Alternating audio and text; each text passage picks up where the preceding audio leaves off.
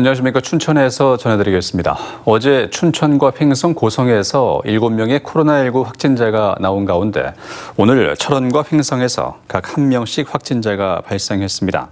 강원도에 따르면 철원에선 노인 요양시설 입소자인 70대가 확진됐습니다. 해당 요양시설 입소자와 간병인 등 20여 명에 대해선 진단검사가 진행 중입니다.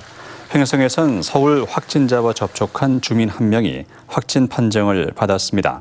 정부는 최근 전국적인 확산세를 토대로 다음 주부터 적용할 사회적 거리두기 조정안을 내일 발표할 예정입니다.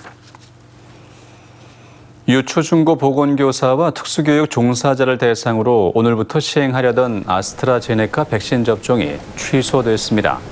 강원도교육청은 당초 오늘부터 18개 시군 중 10곳에서 특수교육, 보건교육 종사자를 대상으로 코로나19 백신을 접종할 예정이었습니다.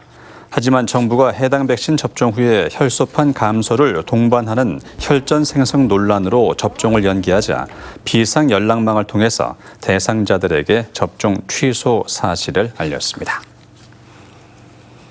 토양 오염 재조사가 이뤄지고 있는 춘천 캠프페이지에서 오염물질이 담긴 드럼통이 또 발견됐습니다.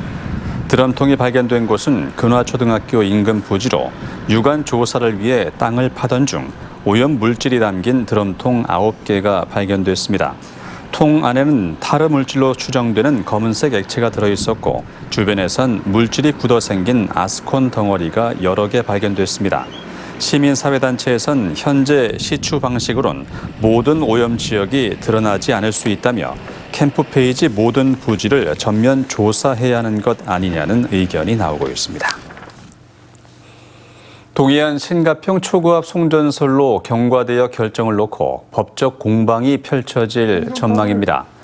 홍천군 송전탑 반대 대책위원회는 오늘 기자회견을 열고 제12차 입지선정위원회가 의결 정족수를 채우지 못한 채 송전탑이 지나가는 경과 대역을 처리했다며 법적 대응을 예고했습니다.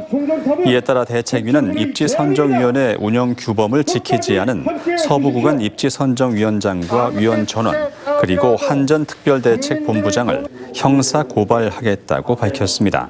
이에 대해서 한전동해안 신가평 특별대책본부는 제6차 입지선정위원회부터 강원도와 홍천군 지역의원이 탈퇴해 재적의원 25명을 적용한 만큼 문제가 없다는 입장입니다.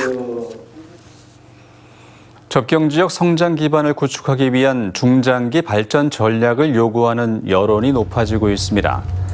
접경지역 시장군수협의회는 행정안전부 장관과의 면담에서 국방개혁 2.0과 코로나19로 인한 지역경기 침체를 설명하고 종합발전 전략 수립의 필요성을 강조했습니다. 발전 전략은 대통령 직속으로 접경지역 개발청을 신설하고 특수상황지역 개발 사업비를 최대 5천억 원까지 확대해달라는 내용입니다.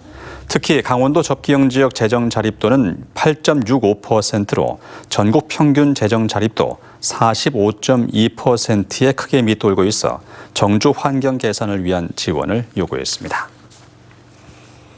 교수 시절 제자 채용 의혹으로 사퇴한 박영일 강원연구원장과 관련해서 정의당 강원도당이 최문순 도지사와 더불어민주당 도의원들이 만들어낸 인사 참사라고 평가했습니다.